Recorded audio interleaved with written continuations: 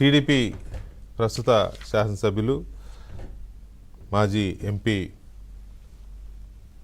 రఘురామకృష్ణరాజుని YSR Congress party హయాంలో జగన్మోహన్ రెడ్డి ముఖ్యమంత్రిగా ఉన్నప్పుడు ఆయన పుట్టినరోజు నాడే హైదరాబాద్ నుంచి కిడ్నాప్ చేసి తీసుకెళ్లిన పోలీసులు కస్టోడియల్ టార్చర్ చేయడం, నిజానికి అప్పుడు తన మీద హత్యాయత్నం జరిగింది, చంపడానికే ప్రయత్నించారు అనేది అప్పుడు ఆయన చేసిన ఆరోపణ కూడా.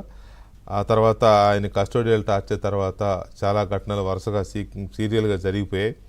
ఆ 2 రోజుల్లోనే ట్విస్ట్ మీద ట్విస్ట్ ఎన్నో చూసాం. చివరికి ఆయన హుటాహుటిన సుప్రీంకోర్టుకి వెళ్ళి ఢిల్లీకి వెళ్ళిపోయి అక్కడ కోర్టులో దాని మీద ఆర్డర్స్ తెచ్చుకుని బతికి బయట కట్టాల్సిన పరిస్థితి వచ్చింది. ఆ తర్వాత దాదాపు 3.5-4 సంవత్సరాలు కనీసం ఏపీ మొహం కూడా చూడలేని పరిస్థితి, ఆయన నియోజకవర్గాన్ని కూడా వెళ్ళలేని పరిస్థితి.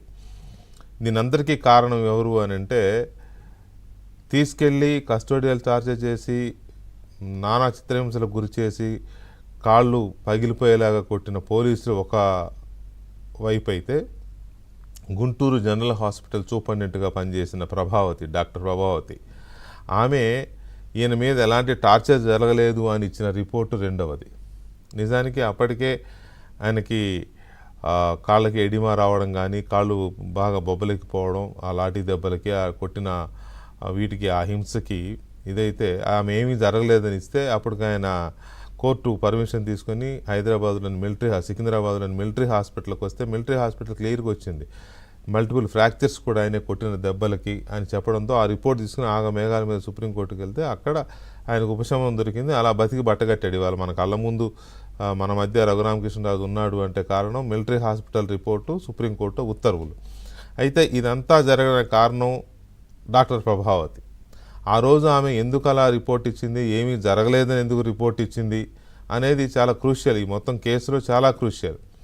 ఆ తర్వాత ఆయన గవర్నమెంట్ మారిన తర్వాత ఆయన కేసు పెట్టడం, ఆ దర్యాప్తు సాగుతున్న తీరు, ఒక్కొక్కరిని దర్యాప్తు అధికారులు పిలుస్తున్న పరిస్థితుల్లో అందులో భాగంగానే ప్రభావితిని కూడా పిలిస్తే ఆమె ఎలా అయినా దీని నుంచి తప్పించుకోవాలని ఆ కోర్టుకి ఈ కోర్టుకి వెళ్ళడం ట్రై చేశారు. చివరికి సుప్రీంకోర్టు క్లియర్ కట్గా నువ్వు విచారణకు హాజరవ్వాల్సిందే, విచారణ ఎదుర్కొని విషయాలు పోలీసులకు వివరించాల్సిందే అని చెప్పడంతో ఇప్పుడు ఆమె రేపు 7వ తేదీ నుంచి రఘురామకృష్ణరాజు కేసుని దర్యాప్తు చేస్తున్న అధికారుల ముందు విచారణకు హాజరు కావాల్సి ఉంది. ఈమె విచారణకు హాజరైతే ఈ దర్యాప్తు ఇంకా కొంచెం స్పీడ్గా ముందుకెళ్తుంది, చాలా విషయాలు బయటకు వస్తాయనేది ఒక ఎక్స్పెక్టేషన్ ఉంది. అలాగే ఆమె నోరు విప్పితే, ఆమె నిజాలు చెబితే ఎవరెవరి జాతకాలు బయటపడబోతున్నాయి, ఏమేమి విషయాలు బయటపడబోతున్నాయి, ఎందుకంటే చాలా లింక్స్ ఉంటాయి. ఒకటి, కొట్టారనేది ప్రూవ్ అయింది కాబట్టి ఆమె ఒప్పుకోవాల్సి వస్తుంది, నేను తప్పుడు రిపోర్ట్ ఇచ్చానని. ఎందుకు ఇచ్చావంటే ఎవరు ఇచ్చారని చెప్పాల్సి, ఎవరు ఇమ్మన్నారు అని చెప్పాల్సి వస్తుంది. ఆ ఇమ్మన్న వాళ్ళు ఎవరు అని అంటే మళ్ళీ వాళ్ళ సీన్లోకి వస్తారు, వాళ్ళని ఎవరు చేయించారు, ఇవన్నీ ఇక తీగలాగితే డొంక కదిలింది అన్నట్టుగా.